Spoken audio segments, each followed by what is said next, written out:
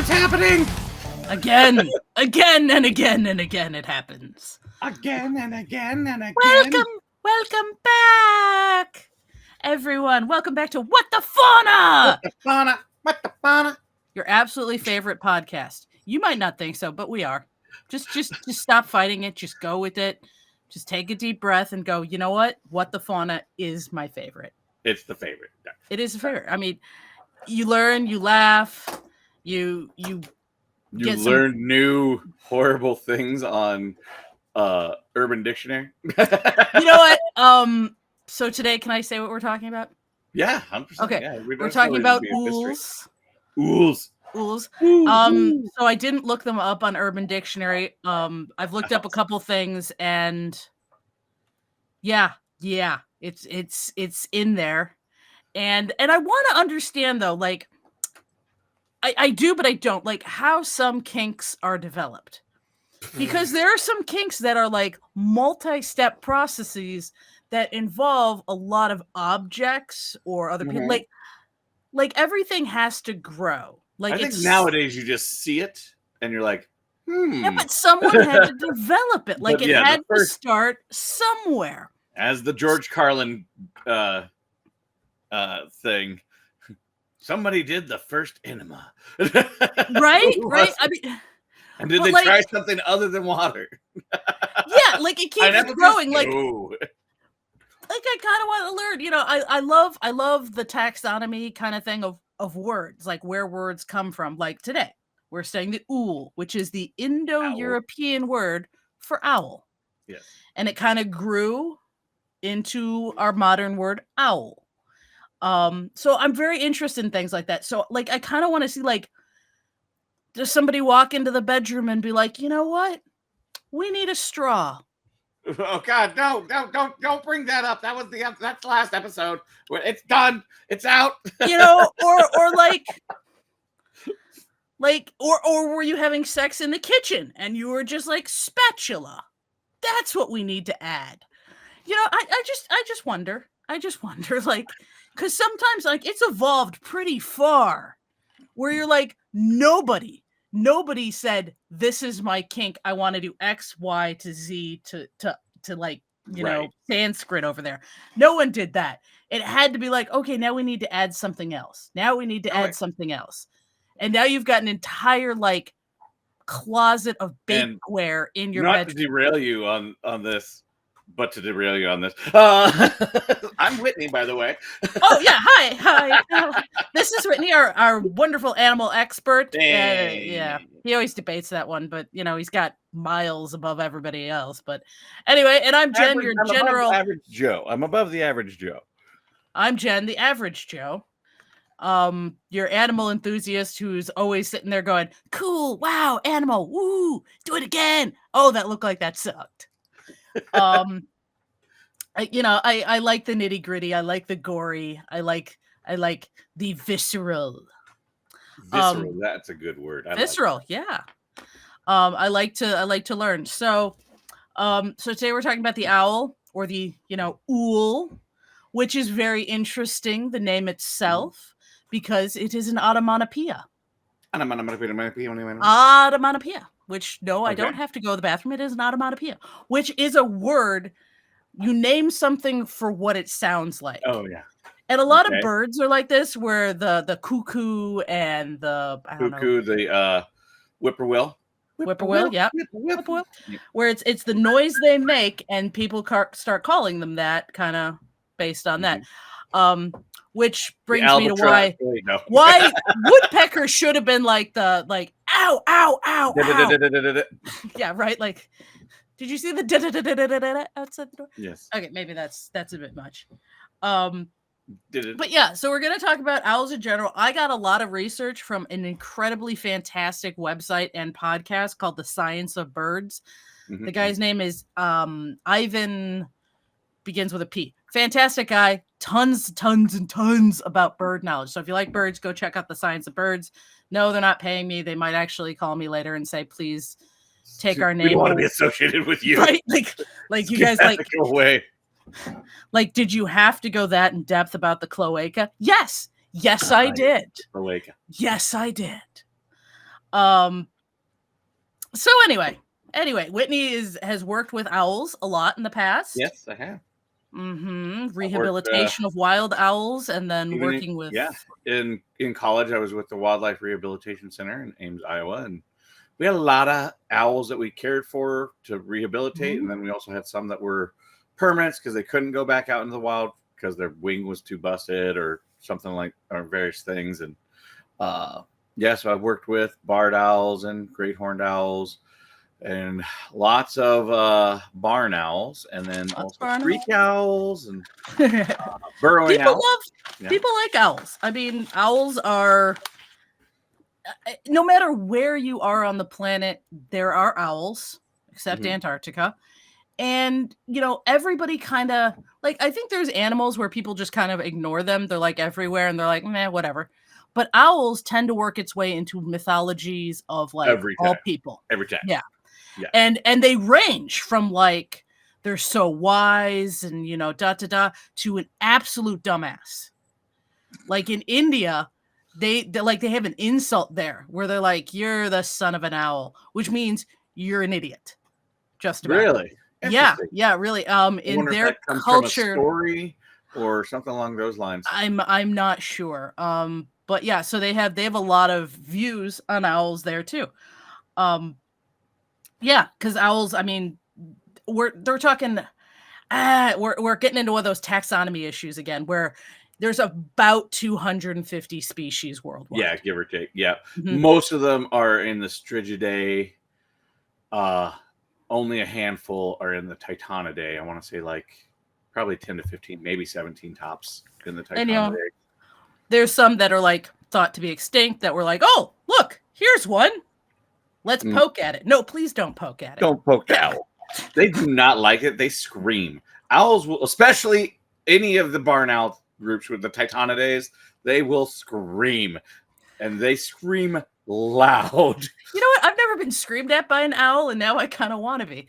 I kind of like screamed at. I've been mated danced to multiple times. Up! Add one to the tally. Add one to the tally of animals that Whitney has sexually aroused. God, I did not do it.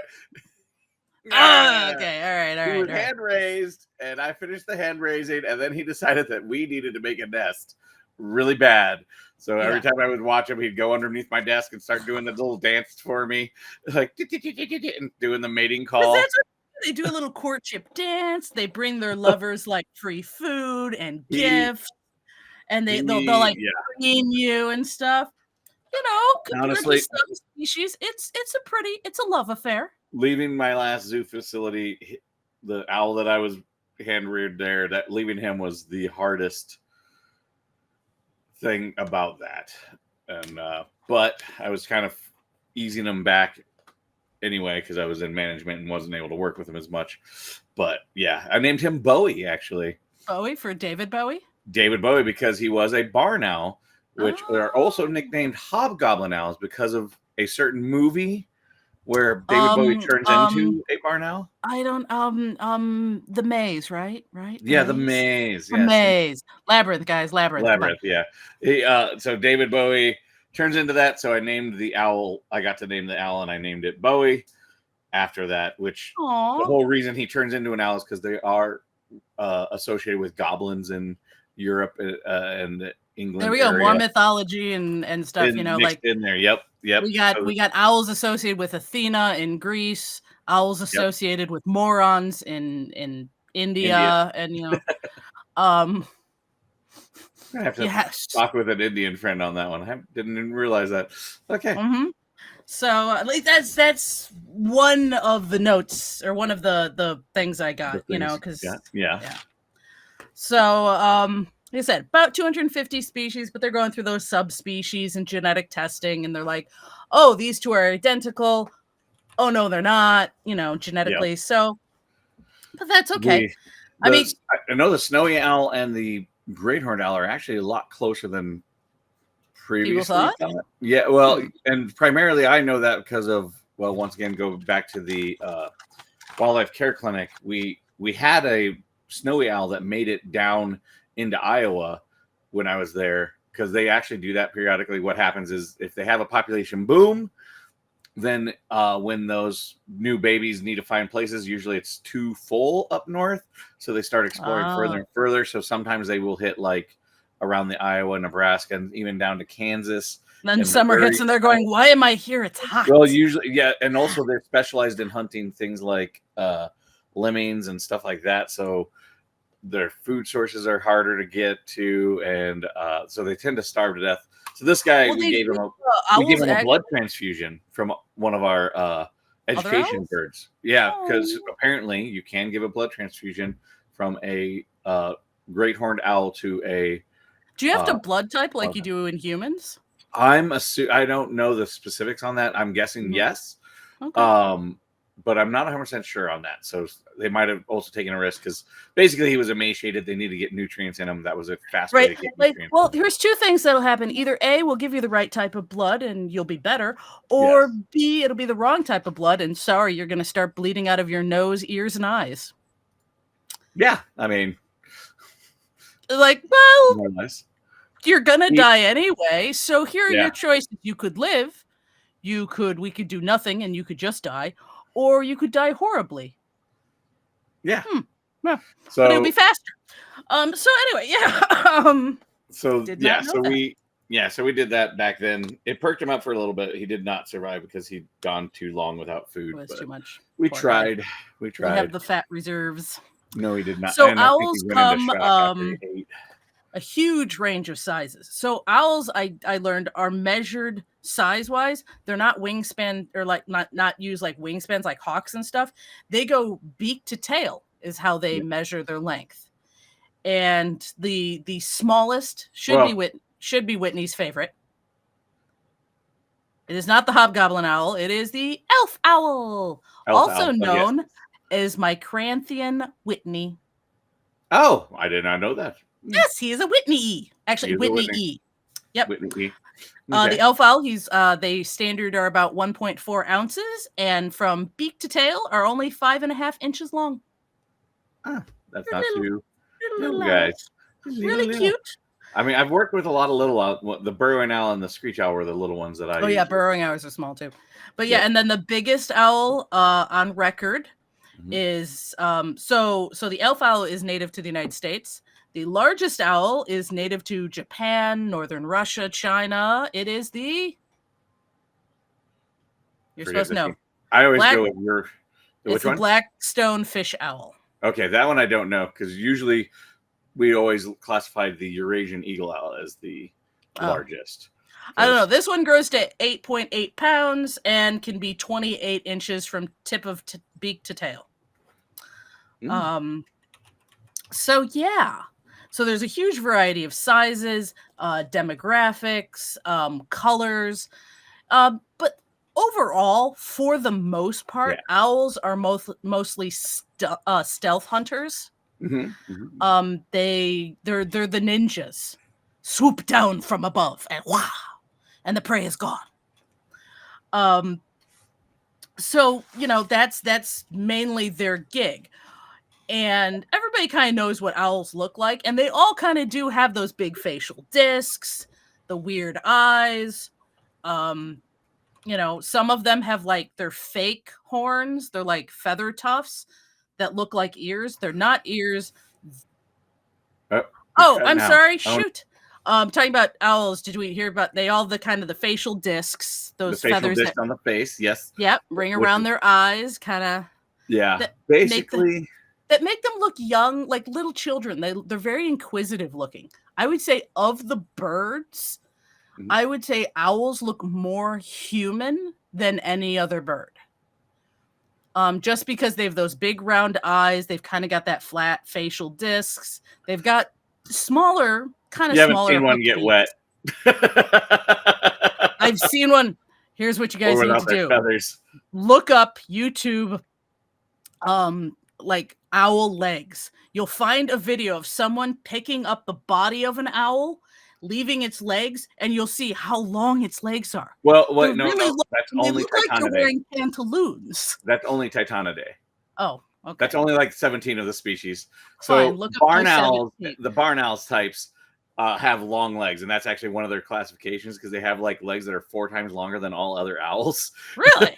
Yeah. Okay. So But they're regular heavily feathered. Their sorry, legs are regular feathered, unlike other birds. Even strigidae. owls, some Yeah. have even feathers on their feet. So they Yep. look like they're wearing like I said, like pantaloons or like those old or like Victorian Yes. underwear. They're just really fluffy, and that's because they use it They are. for basically they're the silent hunters primarily. So that they use those feathers to dampen any noise that they make while they're flying through the air, so you don't And get they that. do have more feathers than other birds. Yes. Similar birds, similar sizes, they have by far the densest amount of feathers. Yes. So they're extremely fluffy, which usually also their head is nowhere near the size that people think it is because of that fluffiness. Like with Bowie, I was able to actually show this whenever I was doing a thing because he trusted you enough. He was like, So I okay. could like squeeze his head, and I'd like put my fingers through his feathers and all the way down, and then I'd also show how big his neck is because it's only like it was only like maybe not even a half inch. It was like 1/4 inch to a half inch wide. Everybody sees like the egg, the neck, and they're like, "Oh, it turns all the way around." I'm like, "No, look at a swan. It moves exactly the same way as a swan. It's just that they have so many feathers that it looks like a thick neck like ours, and they're moving that way. But it's more like a snake neck, and they're kind of like moving their head around that way." But so the head. So would you say the head was about 1/3 the size it appeared? Or what ratio? Yeah, that sounds about right. Maybe half to a third. Yeah. Okay. So yeah, so kind of like take like an Akita or a Pomeranian and get one of those wet, and you're like, ooh, there's nothing there. And the neck is about 1/8 the size that it looks. Yeah. So but yeah, so they have they're not as fast to flyers as like the hawks or the eagles because their feathers are specialized to be quiet. So their wings are rounded. They're not really that more like kite shape. They're not. And more than that, because the front feathers of the wing actually create this comb effect that breaks up the air, but it creates a little bit more drag, which is also why they're slower. So that way, they have 2 things on their flight feathers I read about. They have barbules, yes, which are like little fingery things that keep them. They're very soft and velvety. These barbules are what's keeping them very soft, and the barbules keep the friction between the feathers to a minimum, so you're not hearing that noise because friction makes noise, and the barbules keep them from the feathers in between themselves quieter. Right. Now, note all birds have barbules. Yes, these are just specialized versions of the barbule for the owl to break up the sound itself. Which actually, so another thing, also the back of the wings, like we talked about the front. There's a little bit of edging that kind of like combs through and breaks the air that way. The remites, I think they're called. The remites are the little tooth projections that break up air into smaller air pockets. And then on the way, it causes more turbulence, but overall it lessens the turbulence of their movement. It increases the drag, but it lowers the amount of sound because the sound waves are basically competing with each other. The problem is if it's smooth, basically all the wind and sound actually amplifies itself. But if there's a bunch of different sounds, then they kind of cancel each other out. Also, same thing on the back end. The feathers if you watch a lot of birds that are really fast, they're the back of the wing, all the feathers almost perfectly line up. But an owl has a lot of like, once again, that comey structure in the back where some are longer than others, or it creates this like dip periodically, which we also utilize because if you think about every stealth plane that we have, what do they have? They do the jagged thing in the back. Yep. The whole reason for that is because then they make less noise and it shows up on radar less. Okay. But once again, also with those stealth planes that we use all the same mechanics, all the same physics stuff that the owl uses. And those the owls have more floaty wings. Like they don't have to take as many like wing beats as a hawk or something that's flying faster, other birds. They take less wing strokes, supposedly. Right. But those wing strokes because of the way their wings are, they float more and they not glide, but they kind of float bob for longer. And also, well, except for when like other birds of prey are using like thermals and stuff like that.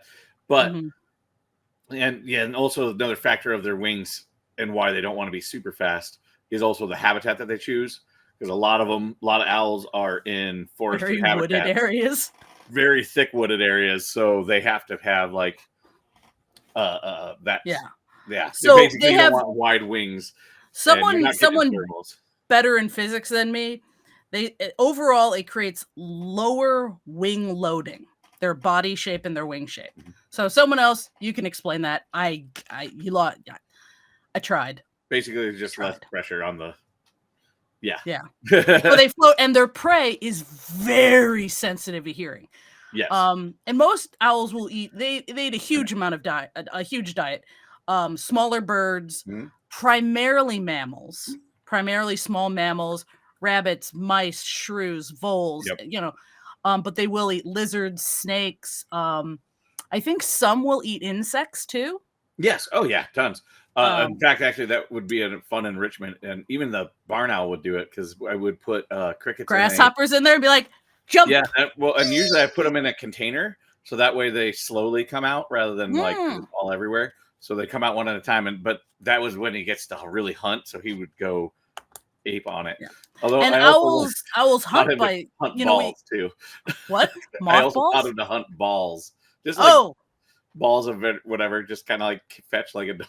Oh, that's cute. But that's he would just like he'd see it and he'd be like, bah! And then dive bomb on it. So I was like, there you go. You're doing some natural jump after behavior. It and track it. Yeah, I mean that's good for them.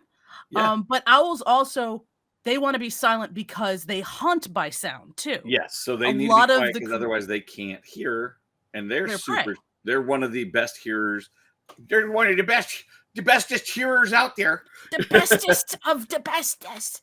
Which comes up to something really cool is some owls, not all, but some owls have asymmetrical ear holes. Correct. So they'll have one ear hole lower, almost down by their jaw, and then one more up where we expect it. Now, this helps them. Higher. It's actually above. One's below the line, one's above the line. Okay, that's right. Sorry, I said the wrong one. Instead of just being side to side, it's like. Yeah, they still have them on the right and left side of their head. So having ears on the right and left side of your head help you distinguish where sound is coming from on a horizontal plane to you, left and right. Birds don't work that way, though. They're up top and their prey is usually down below. Yep. So that asymmetrical up-down helps them create more of a 3D picture. It's called triangulation. Yes. And since of their whole environment. Because they're not just on the x-axis, they're also shifted on the x and the y-axis. They can actually pinpoint a sound. They can hear a mouse under the snow or under the leaves and then dive bomb right on top of it because they can pinpoint it so accurately. And those facial discs that they have around their eyes and stuff help channel sound. Yes. Apparently, most of them have muscles that can move singular feathers in there. So what it mimics is like, so the pinnae that we have, these things, these flappy bits on our ear, those catch sound and guide it into our ear holes. They don't have pinnae, but they have those facial discs, and they literally will move the feathers just like you'd see some animals move their ears to more pick up the them sound up or like them up or left, right, or aim them to where the sound's coming from. Cool. The owl will focus the feathers on their face in the same way and manner to decide if they're focusing on a small range of hearing or a broader area. That's actually kind of fun. Like if you're out on a date and you start making weird facial expressions and your date's like, what you doing? Oh, I was just trying to hear what the waiter was saying. We have to be careful too, because all birds also move the feathers on their face to let you know how they're feeling. So when you're working with birds, you really figure out what the feathers particularly right above the beak, like right on the front of their head, forehead area. They perk up when they're happy and they like or pissed. I love it how so many animal species, horses. Okay, I'm very familiar with horses. Had horses my whole life, where they lay their ears will go back when they're listening to you and kind of relaxed and kind of like, oh, and you can be like, you're so pretty, and you baby talk to them and they like it. But that motion, in the initial part of that motion, is very similar to them being angry. Yeah, and you gotta laying watch their ears back. And you're like, wait, are you suddenly pissed? Yep. Or are you cool? Are we cool? Yeah, still? you got to watch other body language in conjunction with it always, especially with even with birds and all of them. That's usually why I'm like, because the ears going back could, like, Sesh puts his ears back when he wants you to pet him, or That's his if he's dog. nervous. But he also, if he's like pissed off, they go back. So, but you got to watch the other body language. Same with the birds. Like, you got to watch the others, because the feathers going forward could be I'm horny, or they could be fuck you, I'm gonna fuck you up. There's fucking going on in some. There's fucking up. Yes, fucking in some way is happening. Did we give our little thing? No, We're we not did for not. children. By the way, you fucking know by now. You don't want your fucking goddamn children listening to this podcast. Fucking No, A. you choose how you raise your children, but we're That's just going to let you know, standard societal norms say that we are not for fucking children. Yes, and if you don't want that call from the first grade teacher on Monday going, excuse me, Excuse me. Little Bobby came in and was describing the cloacal kiss. Yes, and that also he was also talking about the daint, something about a double taint. A double taint, and was trying to draw one on the chalkboard. Yeah. So you might get in trouble. You might not. I don't know. People might be fascinated. You might be in an area where they're like those confrontations. Yeah. They want to know about all the world and all of the fun. And look for our date shirts. We're going to be coming out with date shirts for you. Check us out. We'll let you know when we finally get there, but look for them. Look and join like us on Facebook. It's the easiest way to get the fastest What the Fauna news and stuff. And eventually we'll have other avenues, but they'll probably there'll be other avenues by the we'll time this episode's out. Maybe by the time this comes out, they'll have them by This show is pre-recorded for your benefit. Yes. Trust me, you don't want it post-recorded. It's a lot quieter. Yes, I am a dork. So anyway, so amazing hearing to go along with Owl's amazing eyesight. Yes. Now, Whitney was talking about how their head is about a half to a third the size it looks. Right. Most of that, though, there's not a lot. Like, if you look through their ear, in some species, you can see their eyes through their ear hole. Their eyes are huge. They take up the most. They do.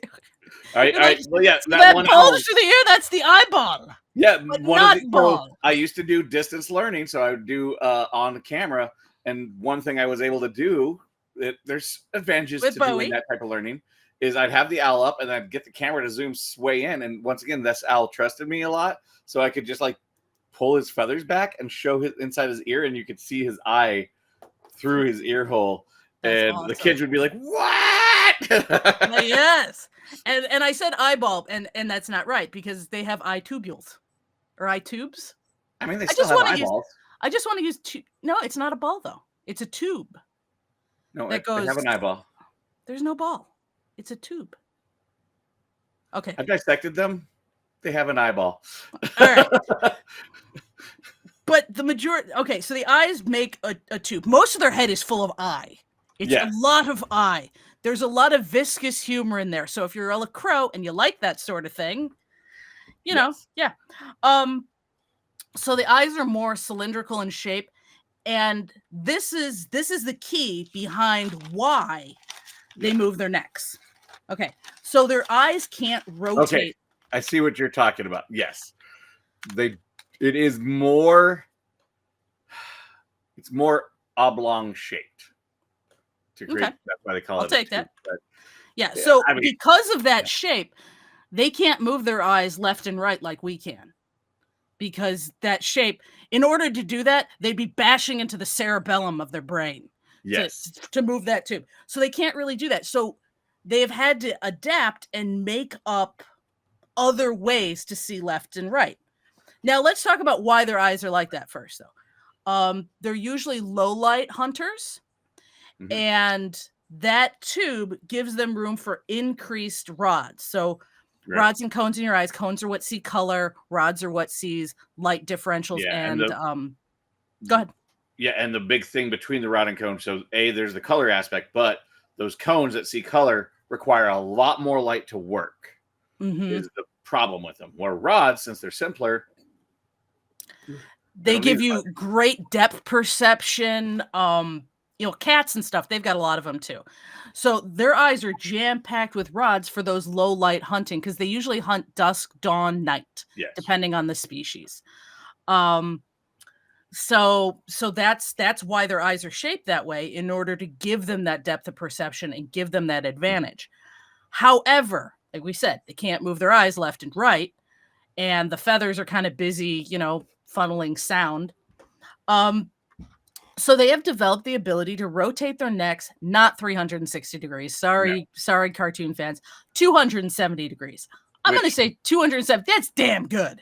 But the thing is, I don't think it's that I can look over my left shoulder by turning to the right. So basically, what I usually tell people is we have the same field of vision, because if you turn your head over your shoulder and then move your eyes, you can see where they see. We have about the same field of vision that they do. Also, the other reason I don't feel that it's super impressive, it looks, and once again, it comes down to our perception of it, where it looks like we're doing that. But so many birds do that. Like, that's a very normal bird trait to have that swivel. That's all, but it just looks weird because of their fluffy feathers. Yeah, and they have 14 neck vertebrae, though.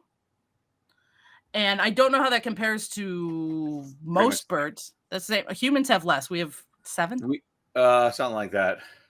But they have 14, so they have like almost double the number to help them do that. But they also, so their muscles are attached a little differently than ours, and they can whip their necks around way faster than we can. Yeah, because once again, they have that like snake-like neck. And I just did do a quick search. So birds, yes, on the low end it's 8, but on the high end birds have 25. Okay. So they're middle of the ground. They're really not super. This is why everybody loves it, but I'm like, it's. I love it because they have specialized artery and blood pooling systems in their bodies. Now, this is more to adapt for the speed. So the speed, if they didn't have these special systems, they would tear their arteries.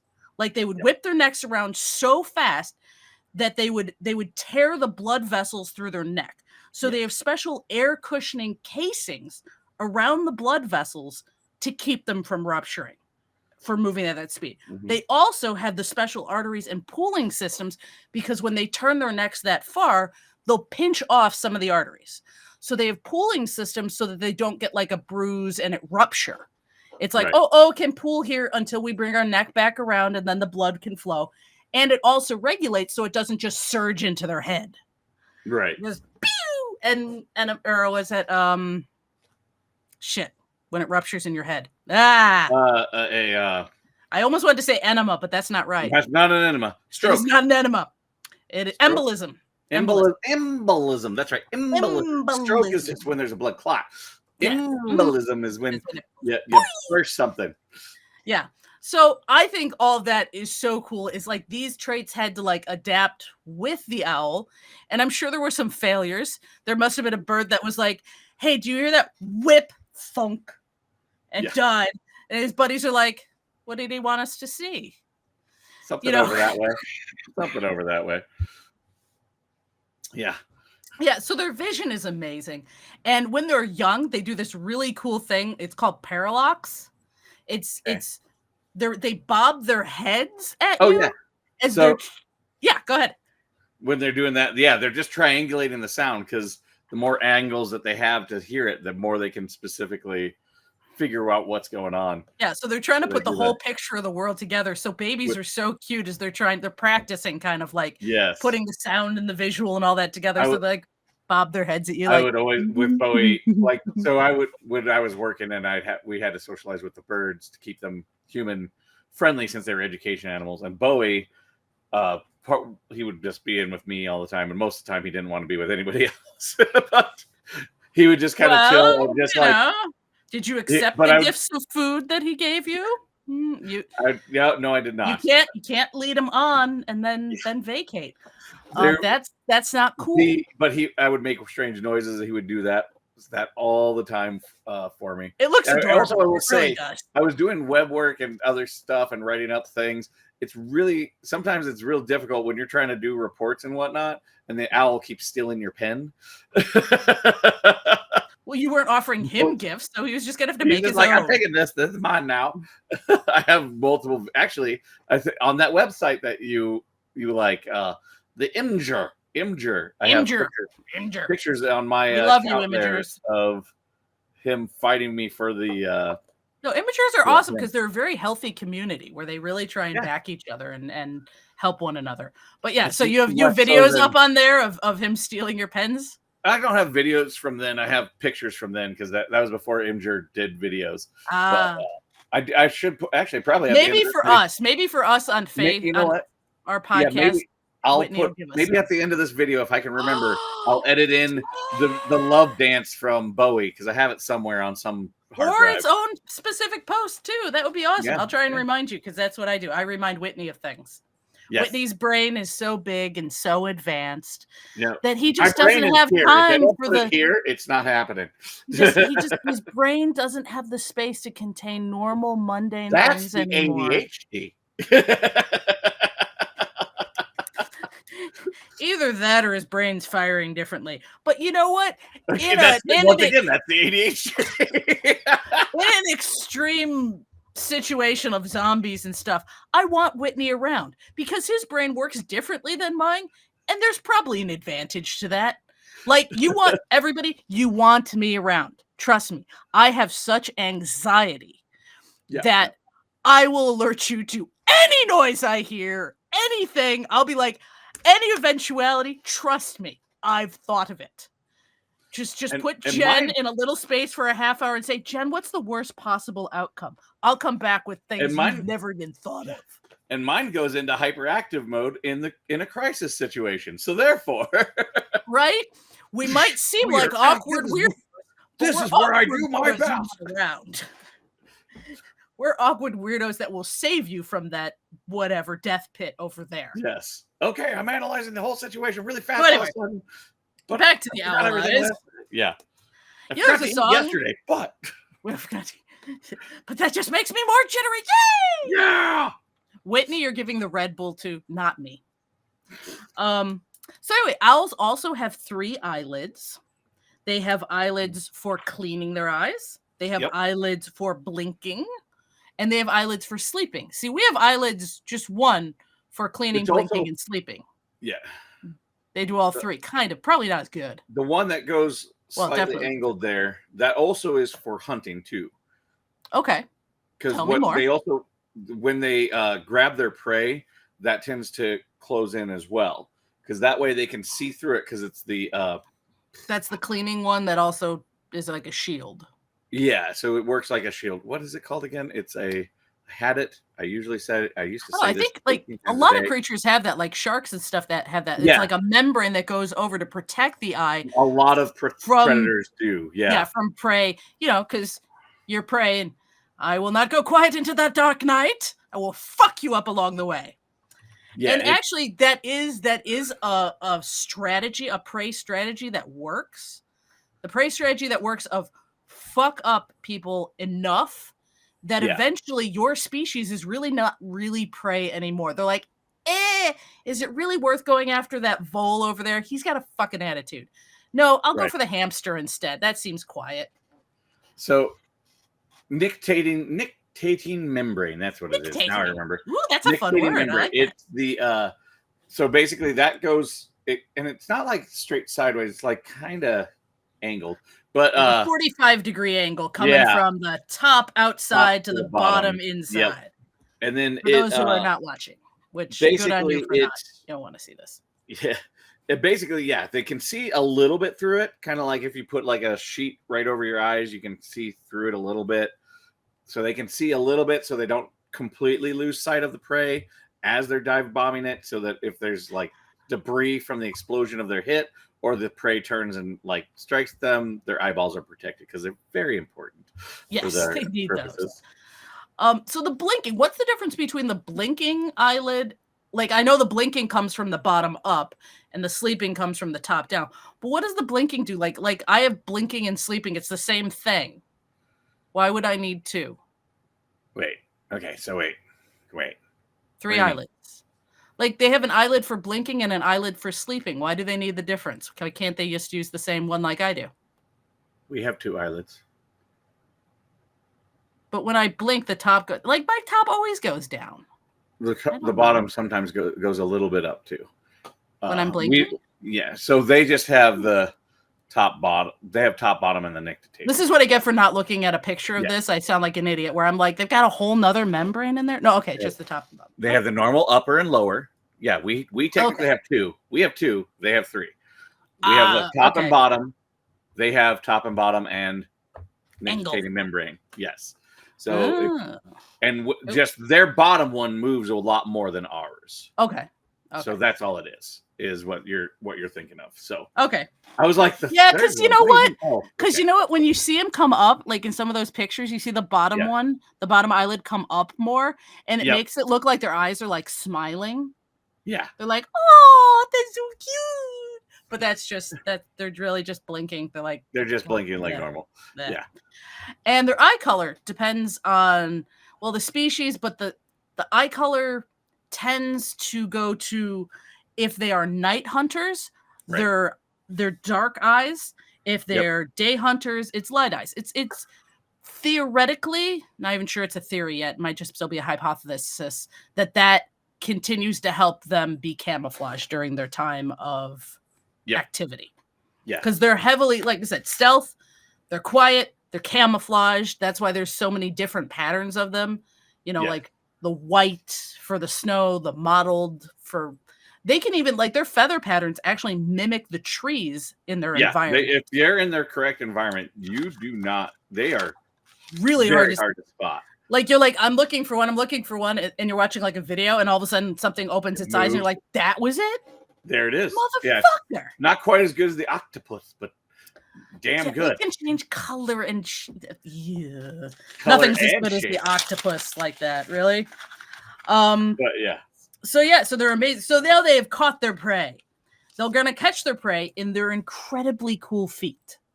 Their zygodactyl feet. Yes. Which I know Whitney's going to say other birds have this, but I never learned about this before. I thought it was amazing. So zygodactyl feet have standard 2 toes going forward and 2 toes going backwards. However... Oh, no. Okay, go ahead. Yeah. So usually how I describe it is 2 toes forward, 1 toe back, and one that's kind of like a thumb that goes forward or back. Yeah. So there are birds that do 2 forward, 2 back. There are birds that do 3 forward, 1 back. And then there's these guys who do 2 forward, 1 back, and then one that switches. And usually they switch it depending on what they're doing. Yeah. The switching is like if they're grabbing their prey, it's behind. No, if they're grabbing their prey, it's 3 to 1. 3 to 1. If they're perching, it's 2 and 2. It's 2 and 2. Okay, so that 3 to 1 allows them to lock into a continuous contraction of the muscles without expending a ton of energy. Like when we grab something and contract and hold on to it, we're using those wrist muscles, those hand muscles the whole time. They're not. They're locking in and the tendons lock. So the muscles don't have to do the work.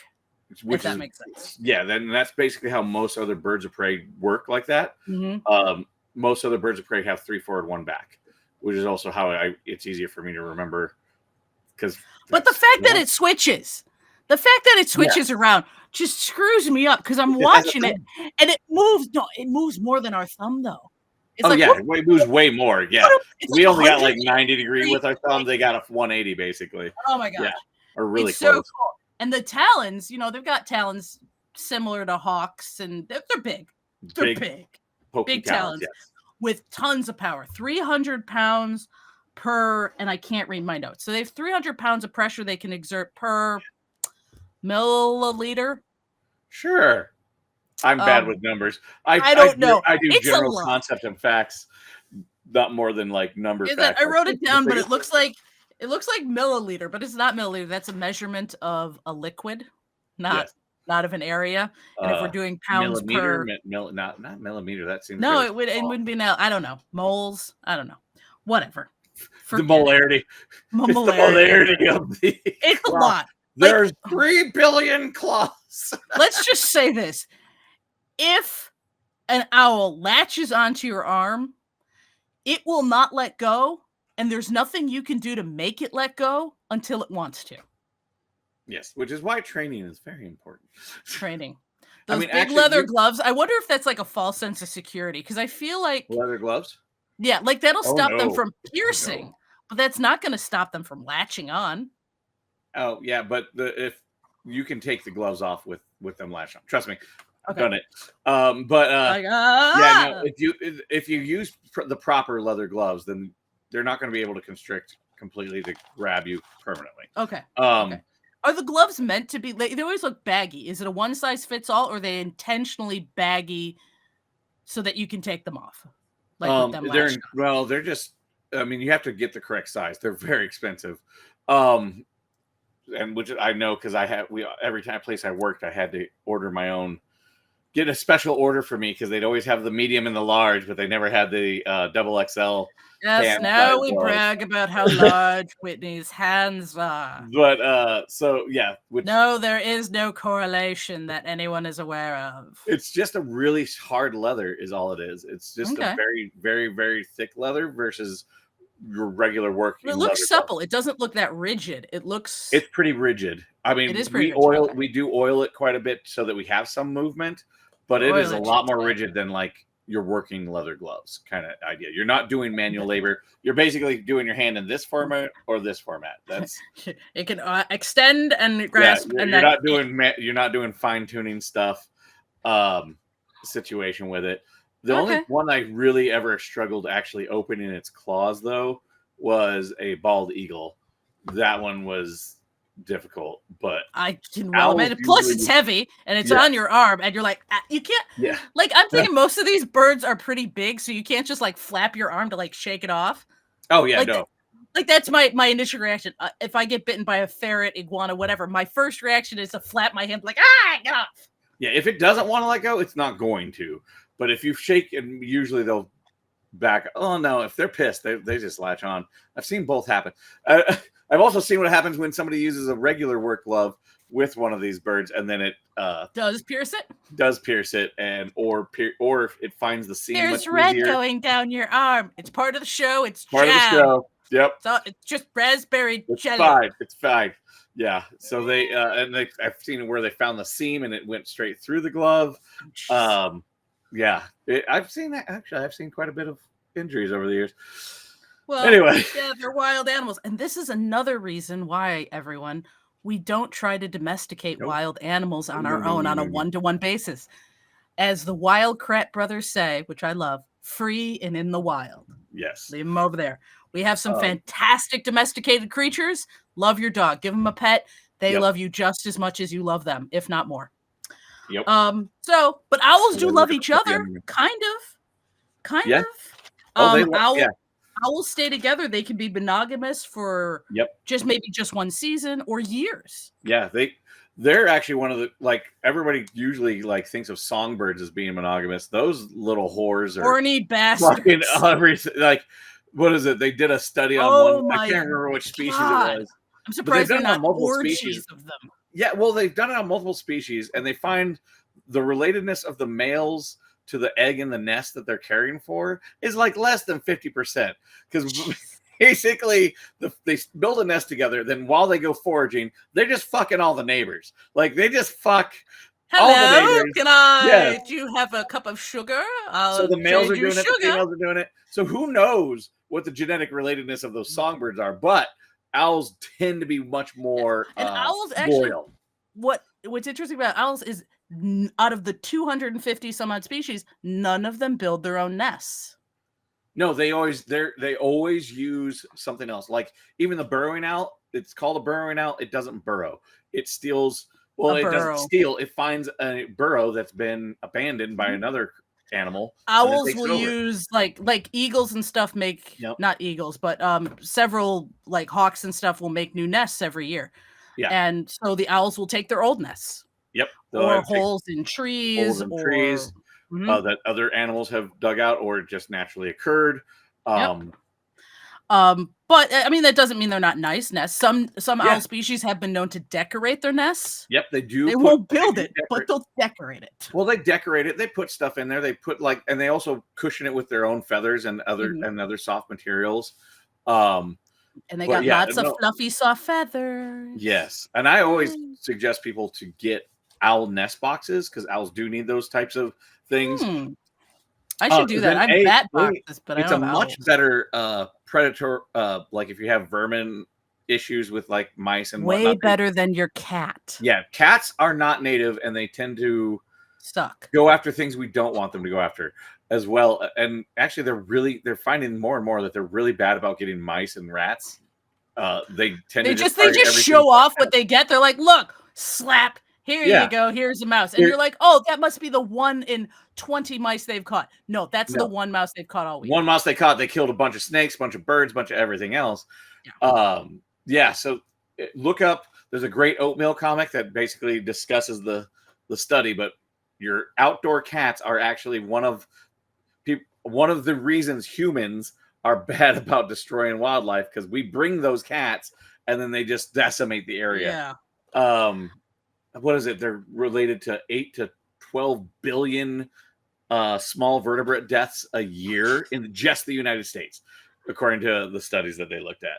So, Anyway, yeah.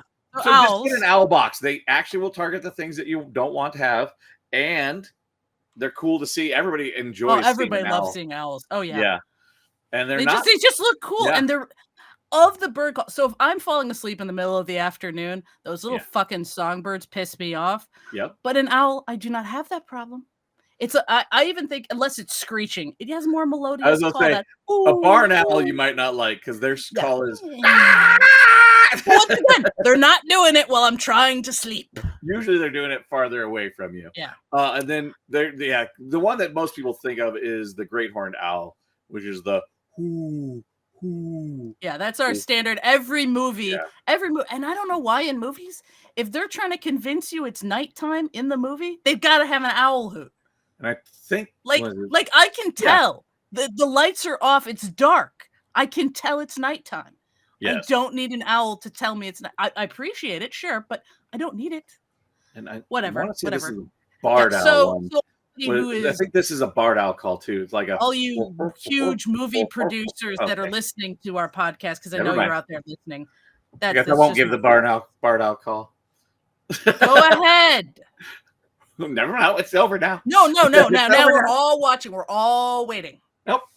You suck so bad. So they're monogamous for several seasons. The males stick around to raise the chicks, bringing a lot of food to them. They do something that I think is super cool. I know you bird experts out there are gonna be like, "Well, that's standard." It's called asynchronous hatching, where all the babies don't hatch all at once. In fact, like the female will lay them, what is it, every couple days or so? Yeah, usually, but most birds do some form of asynchronicity because you They can't don't pop like out an egg all the time, every day. That's true. Um, So, the older ones, usually the 1 to ones 2 that have been days in in the nest between. longer mature faster. Mhm. I want to say they get bigger, but they don't because they're in an egg. And And they'll do 1 to 14. That's rare. It's usually like 1 to 5. yeah, So what happens is the oldest one matures the fastest, breaks out of its egg, gets fed first. And that kind of happens their whole lives. Like you think like, oh, they'll feed the younger, the smaller one first. They don't. The older ones are aggressive and expressing their hunger, and they're begging more, and the parents tend to feed the bigger ones first, because if there's a food shortage, the bigger one is the one, like instead of letting them all die because you're trying to piece out the food among them all, right. at least maybe 1 or 2 of them will And survive. It's this is sad. actually a very standard bird tactic as a whole.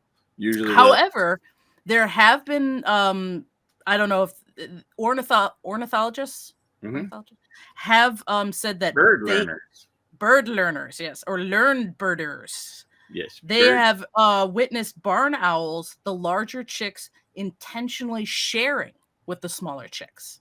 Yes, if there's enough. They've also seen them pushing the little smaller chicks out the nest And when eating there's them. not enough, and eating them, or Yeah. you know what? So, you know, I mean, but at least it's kind of a nice hope.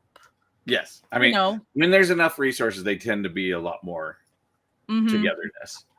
Yeah, which is sweet. And like I Altruistic. said, you know, the female gets her little, what's that patch when they lose the fur and they lose their feathers and they sit on the eggs? Brood patch. Bird patch. Brood patch. Brood patch. Okay, I was like, how did I not remember something so stupidly lame? Yeah. So, you know, the females like put their belly on the eggs, keep them warm till they start hatching. But the males, like I said, the males stick around and help feed them. They feed the female too when she's brooding. Yep. And then the females and the males get to do a most delightful thing. So we all have heard of owl pellets, right? So that is the undigestible material. Yes. That so the owl will regurgitate the bones, the fur, anything. Yep. And owls do this more, like they get more of a reputation for doing it than other birds because actually owls don't have as strong of digestive juices as a lot of others. A lot of the others will just consume and digest the bone, so they don't pellet at all.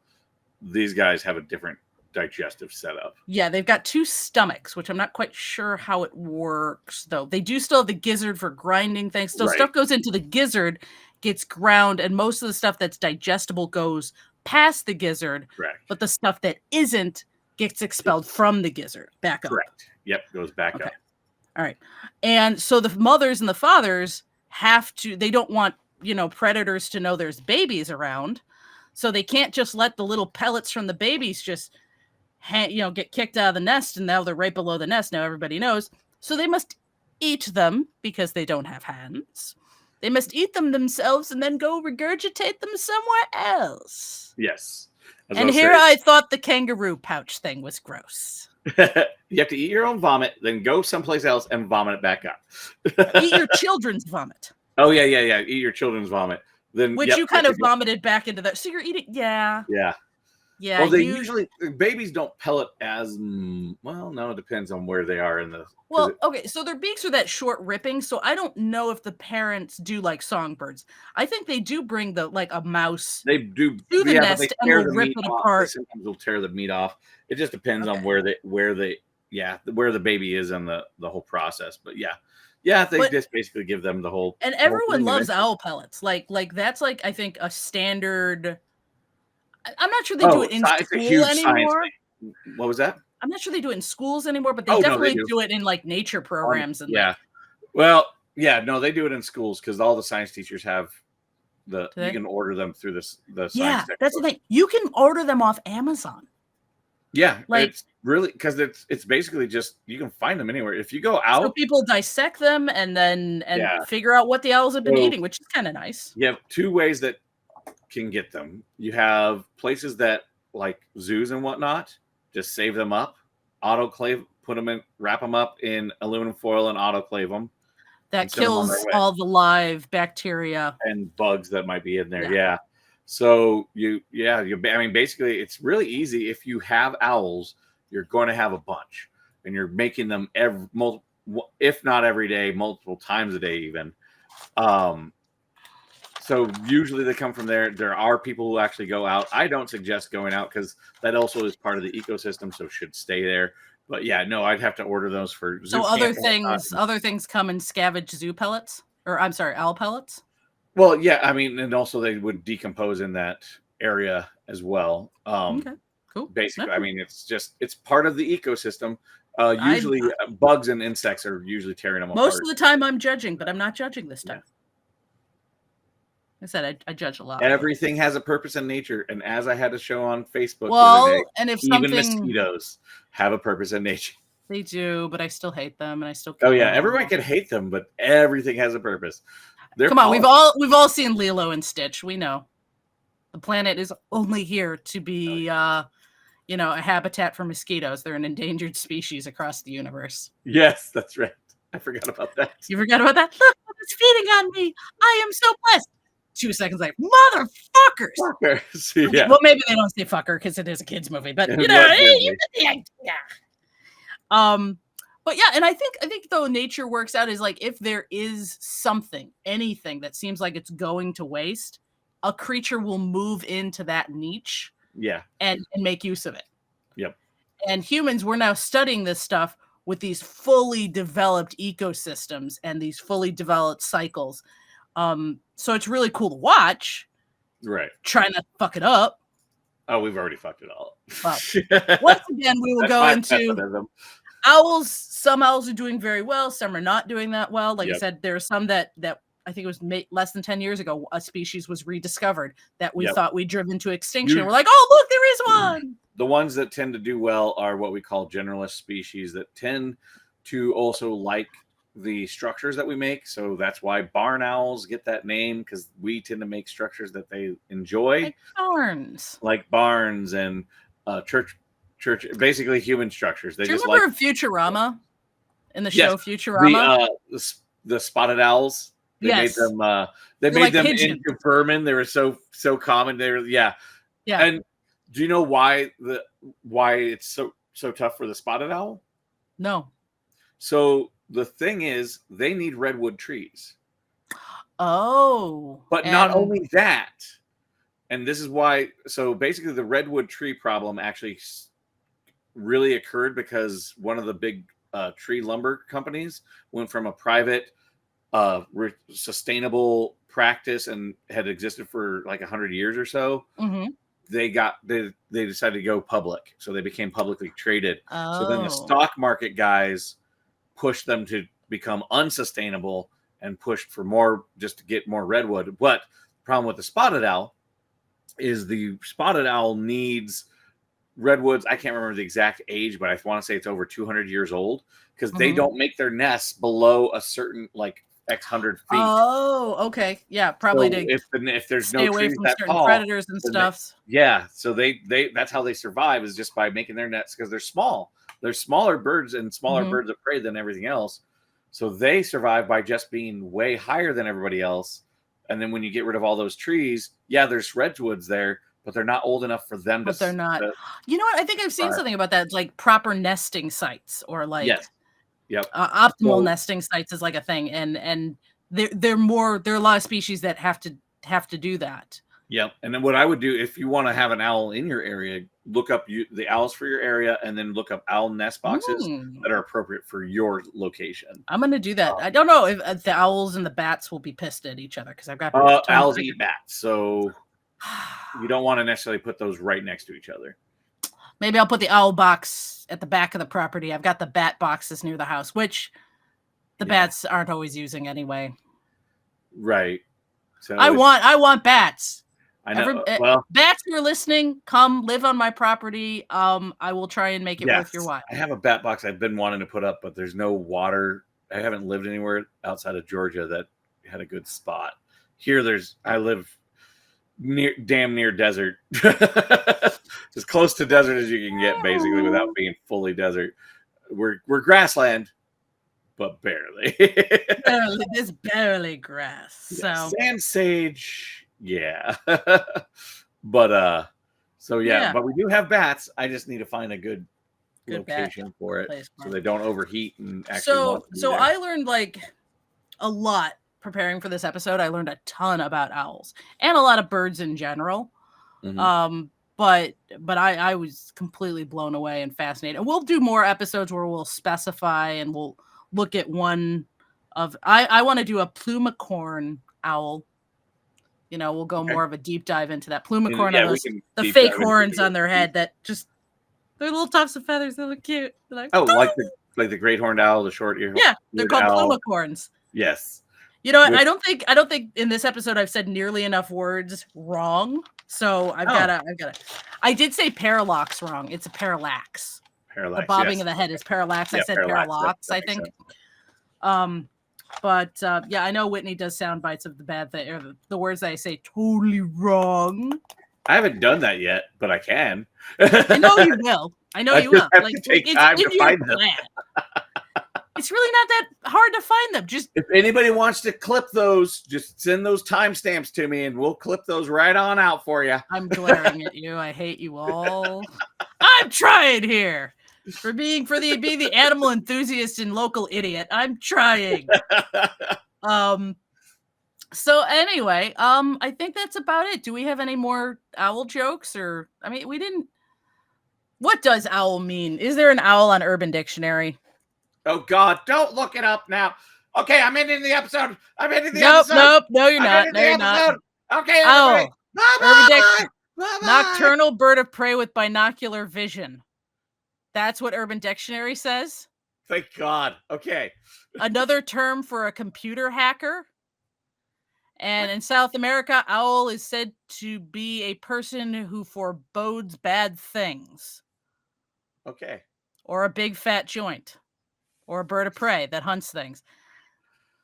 All right, Urban. Thank God. All right, we were saved. That's it? That's it?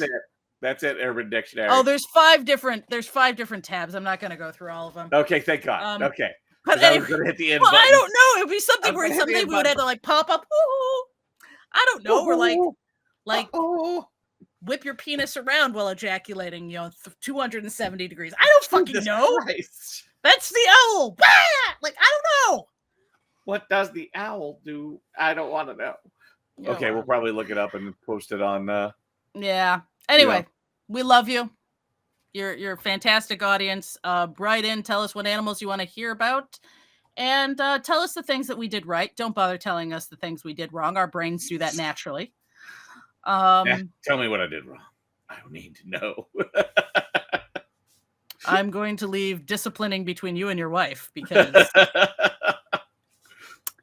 yeah. Anyway, love you all. This is Jen signing off. No gods, no masters. Bye-bye.